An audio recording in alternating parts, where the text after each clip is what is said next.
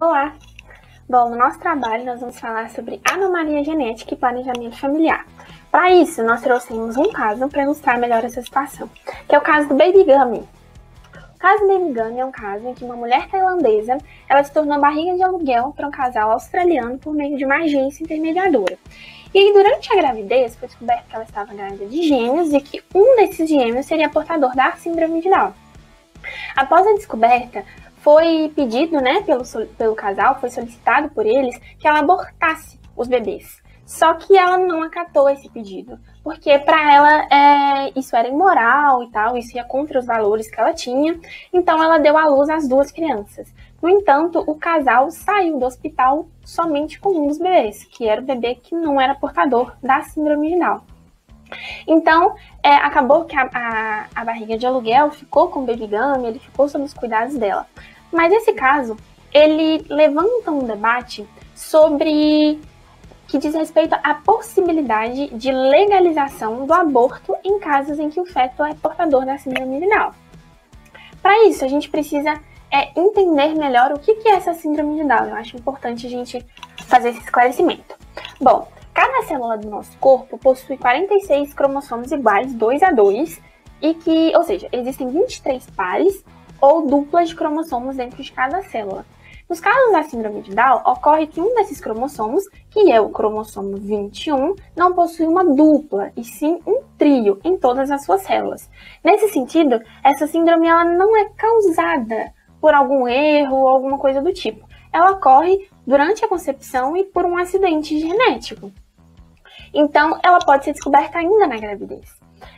Ou seja, com o avanço da ciência, foi permitido que diversos estudos fossem realizados que ampliaram o rol de conhecimento acerca dos males que podem atingir esse nascituro, e além de realizar diagnósticos cada vez mais precoces e exatos, dando margem à realização e até à justificação de um eventual aborto.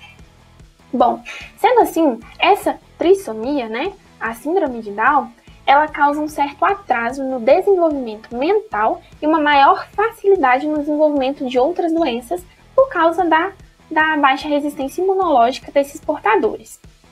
Bom, sendo assim, bebês, crianças e adolescentes portadores dessa síndrome precisam de um maior acompanhamento familiar.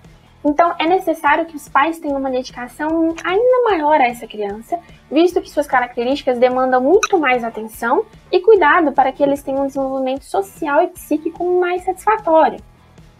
Então, nós sabemos que toda gestação exige muito cuidado e que a criação de um filho exige muito de qualquer responsável. Então, só que além disso, os portadores da síndrome de Down exigem ainda um pouco mais de dedicação.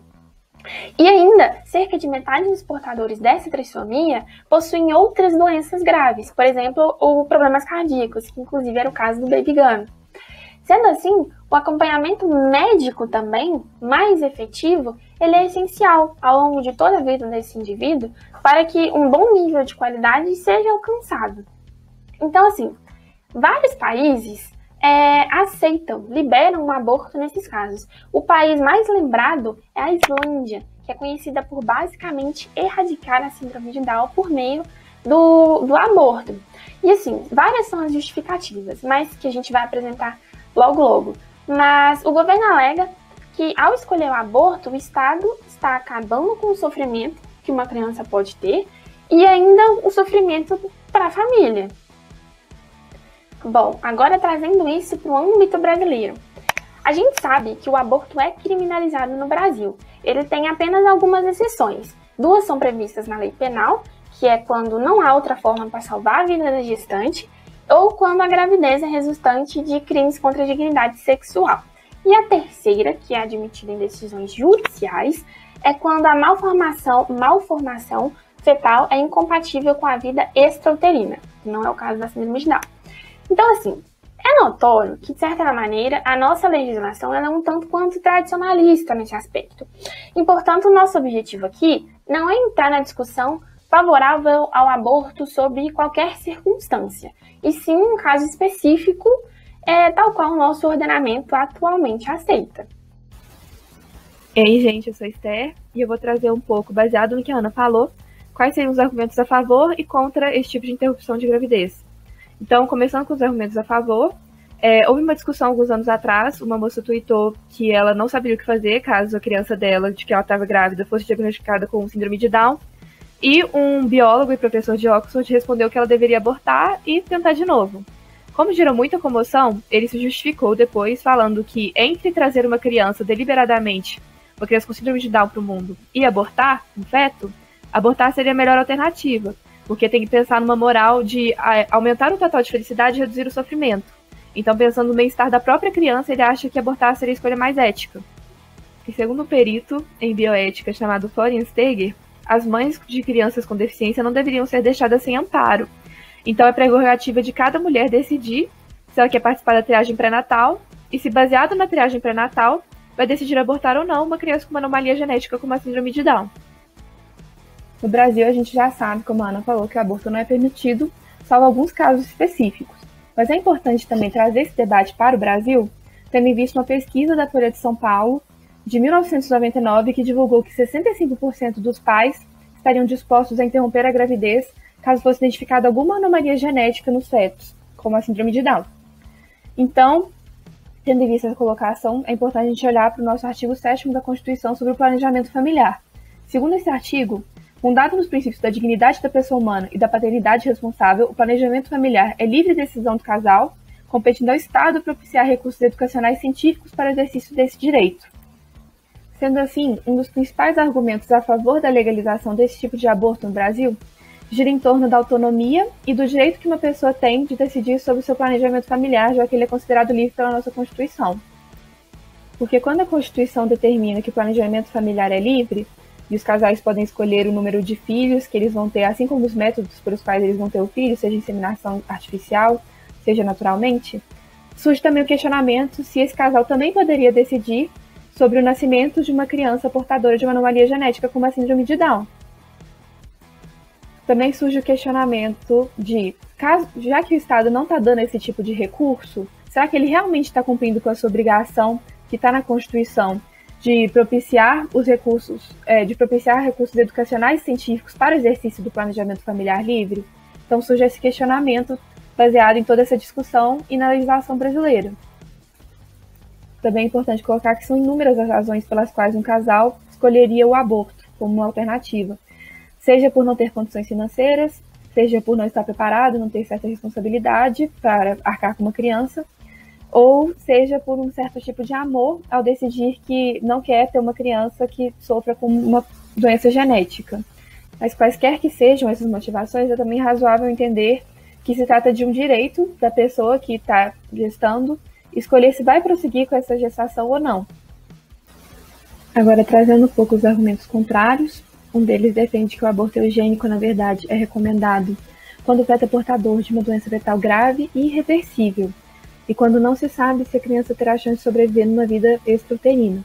Então, o propósito desse tipo de aborto não é melhorar a raça, como eles alegam que o aborto eugênico de crianças, por exemplo, com síndrome de Down faz, não é evitar o nascimento de uma criança possivelmente cega ou deficiente física, mas sim evitar o sofrimento de uma mãe que vai carregar durante meses um feto que provavelmente não vai ter vida quando nascer. Se trata de evitar o sofrimento de uma mãe que vai carregar durante meses um feto mal formado, que não vai ter chance de sobreviver provavelmente.